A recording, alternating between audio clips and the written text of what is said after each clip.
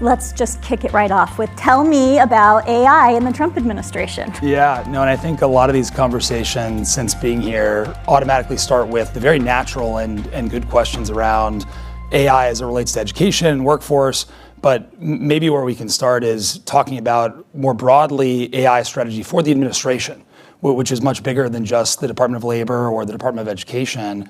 And I think President Trump has shown tremendous leadership on making sure that America will be the dominant player globally on artificial intelligence. And when you dig into what that strategy looks like, it's really across multiple dimensions. It's saying, how do we make sure that from an innovation standpoint, we can move the quickest? How do we make sure from an infrastructure standpoint, right, building data centers across the country to build that greatest ecosystem? But then the third piece of that overall strategy is talent. And it's acknowledging that in this AI era, we not only want to make sure that all workers from all backgrounds, all education levels have the opportunity to pursue the American dream in this AI era, but it's an imperative to have that talent. And so I think from both of those perspectives, it's a huge, huge priority for the administration overall. But maybe that's a good segue back to the workforce specific side. Would love to hear your thoughts, maybe more from a learning and education and teaching standpoint and how you're thinking about this work. So I think framing around the administration's priority that we could read from the executive order that came out in April, there's clearly a lot of thought about teaching and learning. Yep. And so that's something I worry a lot about as a president of a college is, so it's about my students. How are they accessing the technology? I live in West Virginia, so some of my students don't even have the internet. And so when we just even think about basic access to having technology, right, forget AI, just even having the internet is a limiting factor for so many people who attend community colleges, especially in rural areas around the country. And then layering on top of some of the cultural factors and trust and, do I want the government to have access to whatever it is that I'm feeding the technology, especially for folks who don't understand necessarily what's in the technology. There's a lot of baggage that can go into this, both right, for learners and for educators. And I think the other strand, thinking back to that executive order, is how do we help teachers really engage with classrooms? And I was reading a story from a student who goes to ASU, and ASU is doing some terrific work with AI. But the student said, several of my classes said, use AI, here's how you use it, this is what's responsible use. And she was really excited and energized about it. And then in one class, she had a teacher say, well, you're plagiarizing. And so just the uneven application right, from what I'm seeing from instructors, and some of that is their own misunderstanding or lack of understanding about the technology. And as a field, as a discipline, certainly educators don't currently agree. AI aside, educators don't agree necessarily what plagiarism looks like. Right. I wrote a whole dissertation about this. It's not universally understood. There's some really blatant examples of what really bad scholarship looks like, but the field doesn't broadly agree what excellent scholarship looks like. And so thinking about that is something I really feel deeply in an educational role. Right. Well, I think it's a very good setting of the context in terms of some of that messiness and I think some of that unevenness across the board that extends not only from the workforce but on the K through 12 side as well. I think one of the things that I'm really excited about is this administration's work from that executive order standpoint. You would have seen in late April, the president put out an executive order specifically around AI literacy. And couldn't agree more with the last panel that was up here that a crucial priority has to be, if we believe that AI can unlock new opportunities, new productivities in the economy, we have to be thinking about how do we make sure that AI literacy is as broadly as accessible as possible to all groups within the country, to all communities, to all education levels. It needs to be a critical priority. And so I was really excited by some of the pieces around there that not only spoke to the K through 12 side, but also spoke to the teacher training that's needed. That's right. Because they are going to play a critical role in that, right? From that aspect of trust, from that aspect of bringing it to different communities around the country. So I can think a lot about teacher training. I could really talk a lot about teacher training.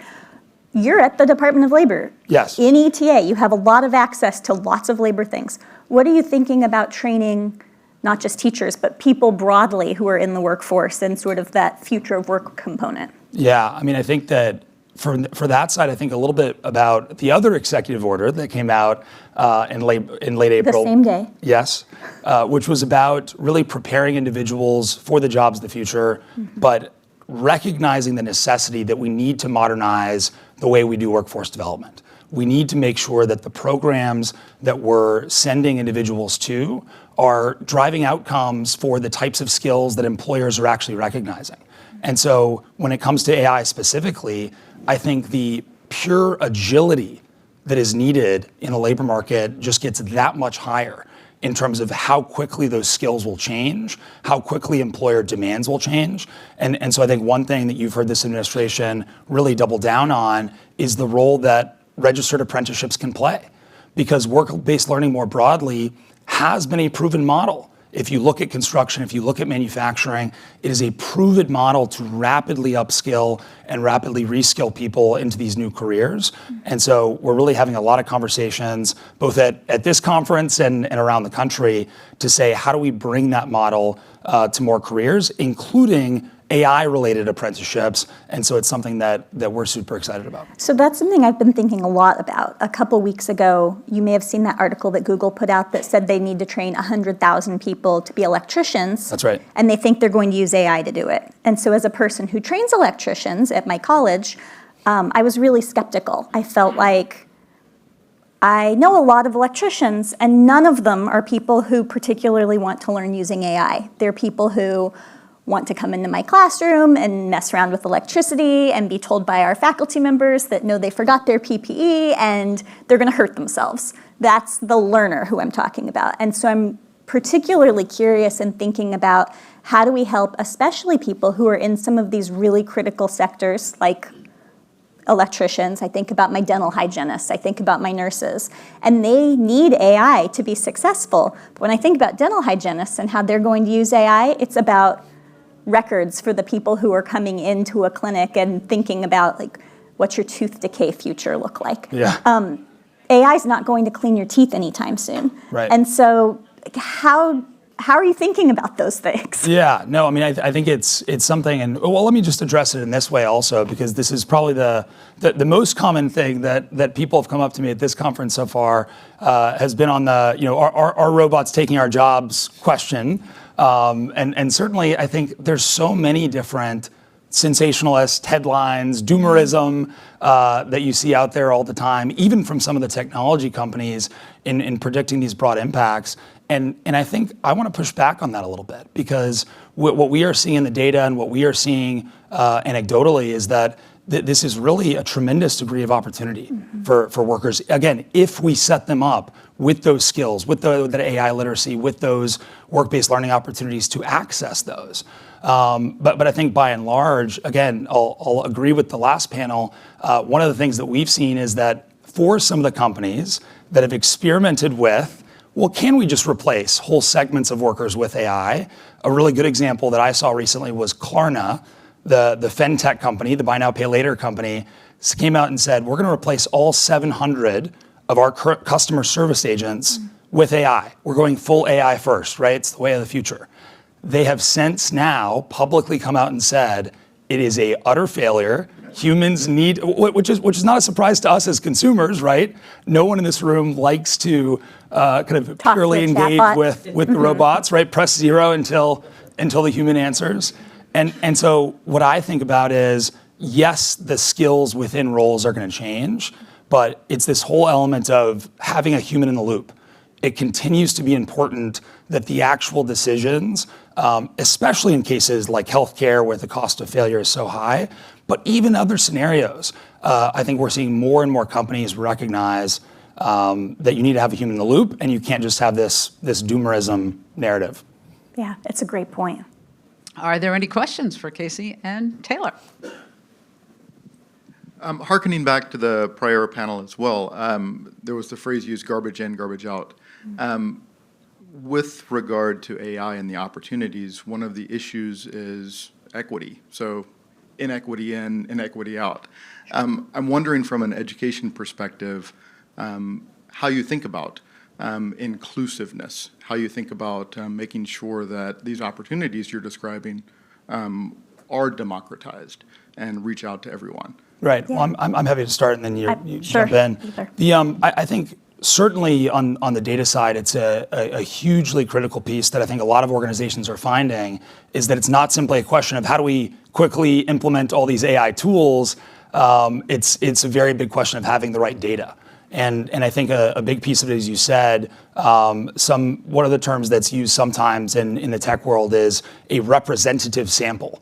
Right? And so in all worlds, whatever those different groups are that you're serving, I think having the representative sample to make sure that the data can understand all of the different profiles of an individual is huge. But I think a lot about one of the things that I would push on a little bit, perhaps from the last panel, for example, is that one of the things that I've seen in skills-based hiring, certainly we've seen cases and examples where there has been bias that skills-based hiring has created. I think early examples, including Amazon, but more recent examples show that when there are these algorithms that are carefully designed, that are properly used, there is actually the opportunity with AI to reduce bias, right? There is the opportunity to say, hey, actually humans for a long time have had bias in their own decisions.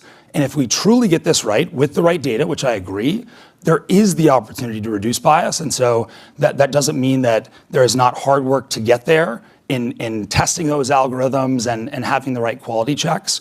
But I want us to see that opportunity on the other side if we can get there. My answer's so different. I think a lot about my students and the people who live in the community where I am, and there is not equity. I have students who don't have access to clean water. I have people in my community who don't have basic sanitation. Their toilets flush into the river behind their house. And so when I think about basic human access to things that we all have in a hotel in New Orleans and is just readily available, I think often about how much extreme privilege I have getting to be the president of an institution, and that my students don't even all have heat in the winter. And so to layer on advanced technology that's going to further create inequities across our society can only hurt the people in my community who already don't have access to clean water. And so it's part of why I do the work that I do. It's part of why I am where I am, that it's incredibly important to me to help people, especially in rural communities, have access to just basic human dignity. And I think AI is just one more thing that's going to layer on to making our entire country more inequitable than it already is.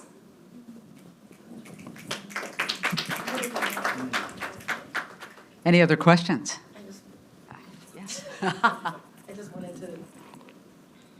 just wanted to underscore again that I too have a tech background, obviously, that the representative sample does not always work, and that it is still important to have, especially as it relates to right now, the actual people that are representative of the technologies that are being developed, because there was just a huge workforce platform that has a class action lawsuit because they were kicking out people because of their age. And you have to wonder who is paying attention to the outputs that these algorithms are giving you. And so I think that it's not too much to ask to make sure that the people that represent the communities that these technologies are supposed to serve are actually a part of the rooms that are developing the technologies or managing the technologies or legislating the technologies. And that's, again, why I think it's important that everybody is really clear on what these technologies are capable of doing and use their voice when they are in the different rooms, and do make a better effort to make sure that the people that are developing the technologies, that there's somebody that looks like them.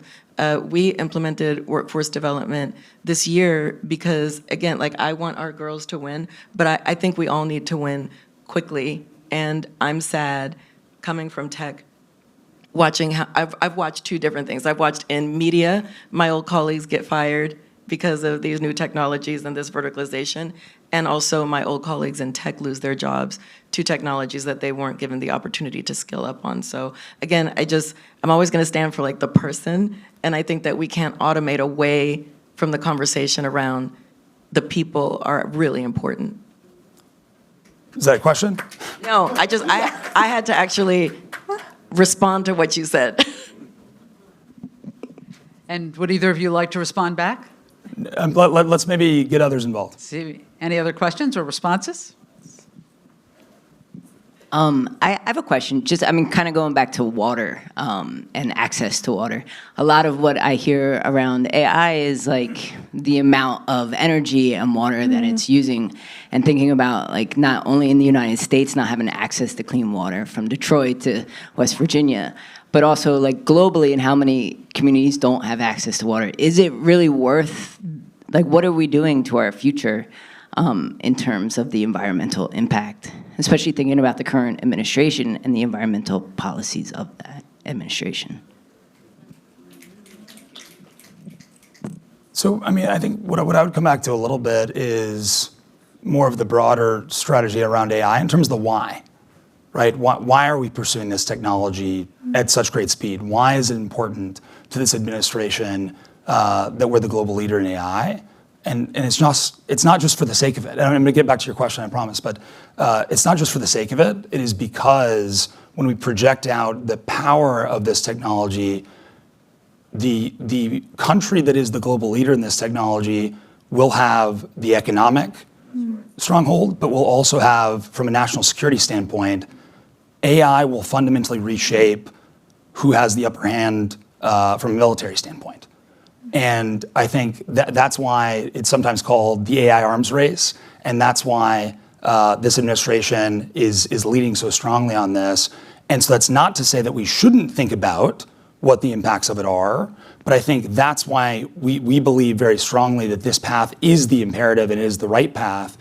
All that to say, we should think about the impacts and trade-offs that there will be, and how we mitigate those. And so I think the environment absolutely should be a part of that conversation, just like the workforce is, right? Just like there will be new opportunities, but there will be new challenges for the workforce side. But it is a path that I truly believe, and this administration truly believe, we must pursue. But all to say, I agree that it's a category that we should not leave by the wayside and needs to be a part of the conversation. The economic imperative and the defense imperative is like such a great part of your answer that I was like, oh, I'm going to copy that, Taylor. That's a really good insight. And I think from the government's perspective, especially, a key reason why we would see federal investments both in technology and in training for the technology, because it will make the country more competitive. All right, we'll sneak one in, and then we're going to have to close, I'm afraid.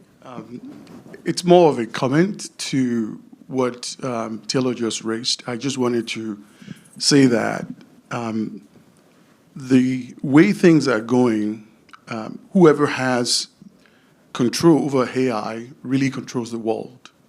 And when we are thinking across the entire ecosystem in America, if China has, which they already have, they've been teaching people AI as far back as the last 6-7 years. There are even US companies that are working with them. They are coming out with technologies that are so advanced. We just recently heard even Saudi Arabia is pumping in almost $1 trillion into AI technologies, and it's a small country. So whoever has the power to control this fifth industrial revolution controls the world. Therefore, it is imperative for America to also has a broader AI strategy that doesn't leave anyone behind in order to win. Mm-hmm. Because without that, it's also a national security. So the strategy across the board is, how do we create opportunities? We know the technology is going to kill jobs, but how do we reskill people who probably kill their job into other roles in AI? How do we facilitate opportunities for the future and make sure that our educators know how to use the technologies, making sure that our families know how to use the technologies for our best interest. In the next 10, 15 years, whoever has control over AI runs the world. And it's such a good point because we've seen that in education with every new technology. I'm old enough to remember when email became a thing. And the same exact things that we've seen in the news around like, oh, this is going to kill jobs and oh, all these people are going to be unemployed. Email didn't make anyone unemployed. Email gave you more work to do. And so thinking about AI, it's sort of in a similar technological space. But it is different, and it will mean reskilling, and it will mean thinking about teaching and learning differently than we have in the past. But there's so much cool that can come from it. I mean, the customized instruction capabilities that I can do with students right now already can free up teachers to really spend one-on-one time with students. It can really let students accelerate in ways that they've never, without just one-on-one tutoring relationships, that they haven't been able to do. And in classrooms where I have to have 40 students, that's a game changer. That's amazing. And so the technology can let us be really responsive to learners' needs, but it does mean that we have to start thinking about teaching differently. And that's a distinct pivot in a career field that if anyone can do it, our teachers can. They're incredible. Right. And maybe I could just finish with one last comment of if we can agree on the importance and imperative of AI, and we can agree that all of us in this room hopefully want as many people as possible across this country, as many groups as possible across this country to be able to access it, we have to start with AI literacy, but we also have to start with the right narrative that doesn't reduce trust and doesn't cause fear, but causes optimism and shows them the opportunity. And yet, yes, the audits and yes, the evaluations, let's do that, but let's have the optimistic narrative and help people all reach that opportunity together.